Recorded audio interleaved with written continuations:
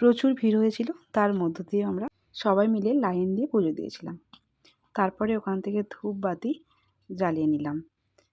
ওদিক থেকে ভালো করে পুজো দিয়ে আমরা মন্দিরের পিছন দিকে খাওয়ার ব্যবস্থা আছে, ওখানে আমরা বাবার ভোগ খাবো বলে পেছন দিকে চলে গেছিলাম। দেখতে পাচ্ছ আমরা টোকন কেটে নিয়েছি, টোকন সিস্টেম করা আছে।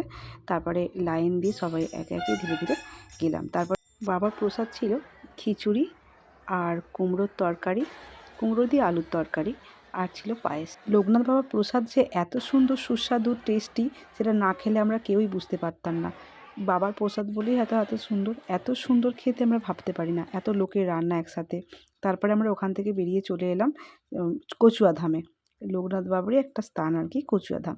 ওখানে এসে দুধ পুকুরে নেমে আমরা মাথায় সবাই মিলে একটু জল দিয়ে দিলাম, কারণ আমি শুনেছি দুধ পুকুরে নামলে নাকি সবাইকে মাথায় জল দিতে হয়। তো আমরা একটুখানি মাথা ঠান্ডা করার জন্য একটু জল দিয়ে দিলাম। তারপরে এখানে এসে ননির দুষ্টুমি বন্ধ হচ্ছে না। ওর বাবা তো ওর বেস্ট ফ্রেন্ড, সেটা বুঝতেই পারছো, আমাকে তো ওর প্রয়োজনই হয় না। তো ওখান থেকে আমি একটা লোকনাথ বাবার মূর্তি কিনেছিলাম।